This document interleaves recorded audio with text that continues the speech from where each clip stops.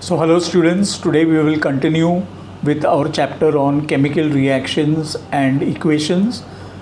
Today we will learn how to write chemical equations, right? So how chemical reactions taking place are represented in the form of chemical equations by using the chemical formulae as well as different signs and symbols for them.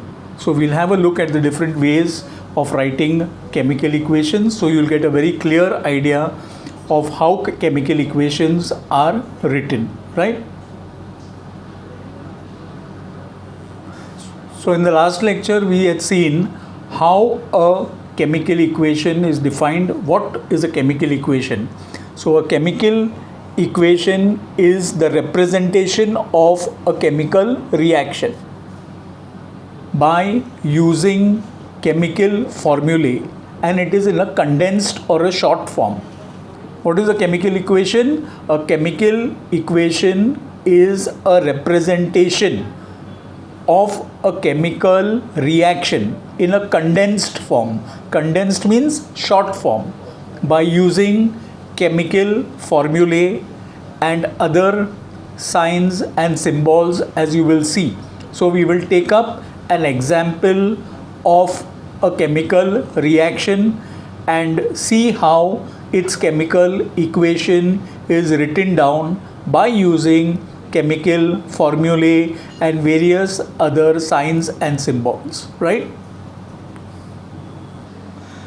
So here you have the definition of a chemical equation. The representation of a chemical reaction in a condensed means short form using chemical formulae is called as a chemical equation. Formulae is the plural for formula, because you are using a number of formulas, right? So it is formulae. Now this is an example of a chemical reaction. So there is a chemical reaction taking place. You have an aqueous solution of copper sulfate. Aqueous solution means a solution in which water is the solvent.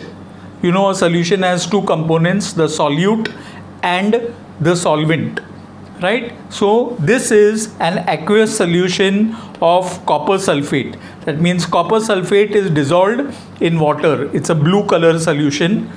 Then in that copper sulfate solution, zinc dust is added. What is added? Zinc dust.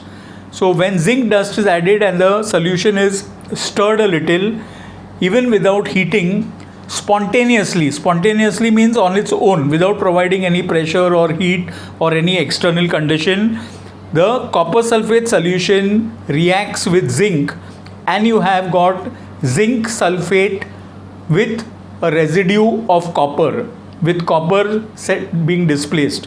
So what happens is, when zinc dust is added to copper sulfate solution, you get a compound formed zinc sulfate and copper. Copper gets deposited at the bottom of the flask in which the reaction is taking place. So this is how the reaction is represented. This is a word equation. The one where I am pointing right now is a word equation. Can you see this? Aqueous solution of copper sulfate plus zinc. This is zinc dust. When they both react together, they give a new compound, zinc sulfate and copper, right? So here you can see how this is called a word equation.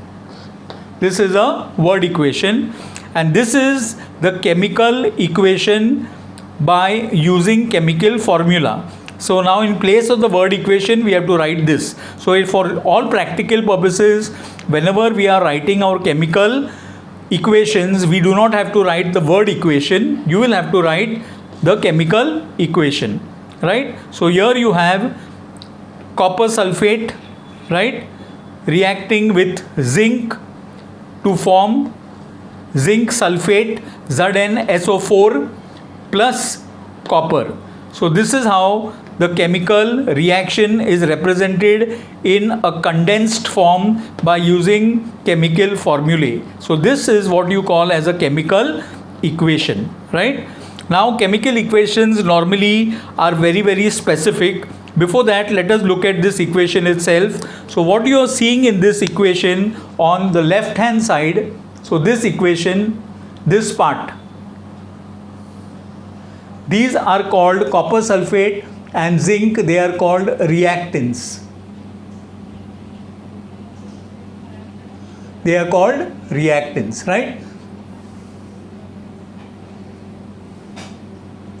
And on the right hand side, you have, as a result of this reaction, the new compounds or substances formed are called product. So here you have a compound called zinc sulfate and the element copper, which has been formed as a precipitate, right? So now you can see in this chemical equation you have two parts, the reactant side and the product side, right? So normally when you are writing a chemical equation, the reactants are written on the left hand side, the product or the products formed are written on the right hand side. I repeat once again, during a chemical, when you are writing a chemical equation of a reaction, the reactants are written on the left hand side and the products are written on the right hand side, separated by an arrow pointing from the reactants towards the products. Now if there are two or more reactants participating in a chemical reaction, they are separated by a plus sign, and after the reaction, if two or more products are formed, they will be separated by a plus sign. So this is how the chemical equation, a basic chemical equation, is actually written. Now students, many a times what they do is they also represent the physical state of the reactants and the products, right? So what do they do is they represent the physical state. Physical state means whether the reactants are in a liquid state, solid state or gaseous state. So to make it more clear and specific, what they do is they add the states also, right? So this is normally, if you want to rewrite this equation, they would write it by stating the states. So if I am saying that this is a solution in water, so CuSO4.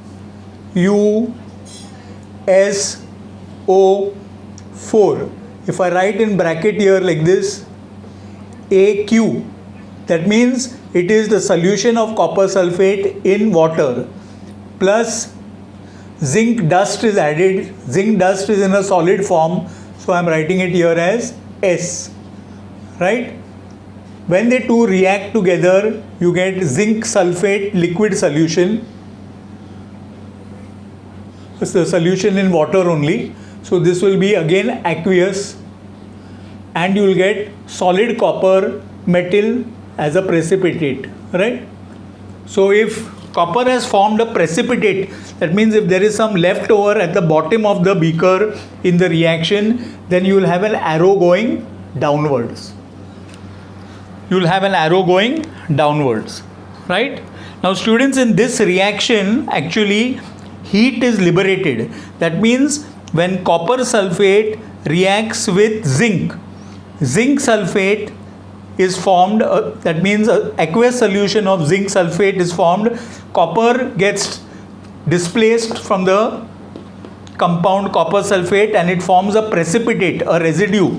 You will find some what you call deposit at the bottom of the beaker, a reddish brown deposit, that will be copper. So it's a precipitate, so you will have an arrow going down to show that something has settled down in the reaction. But along with this, a lot of heat energy also is liberated. So what they would do is they would write this equation like this also: zinc sulfate plus copper in solid form plus heat energy is liberated.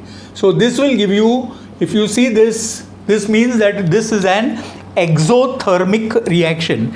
Exothermic reaction means a reaction in which heat energy has been liberated, right? So this is the perfect example of a chemical reaction.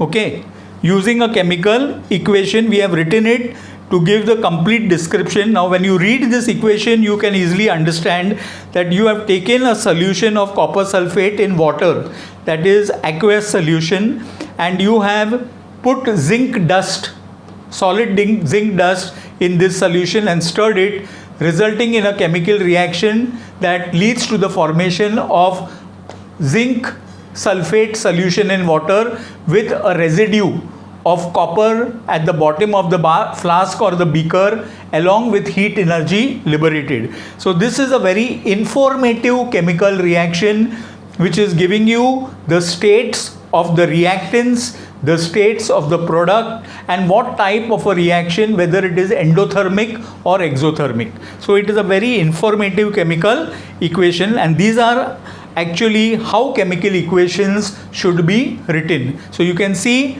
this is the definition of a chemical equation, and this is an example of a reaction taking place which has been written in a word form, and this is the further condensed form using chemical formulae, right? So we will see some other techniques used to write chemical equations. We'll see how different chemical reactions are represented in a different way.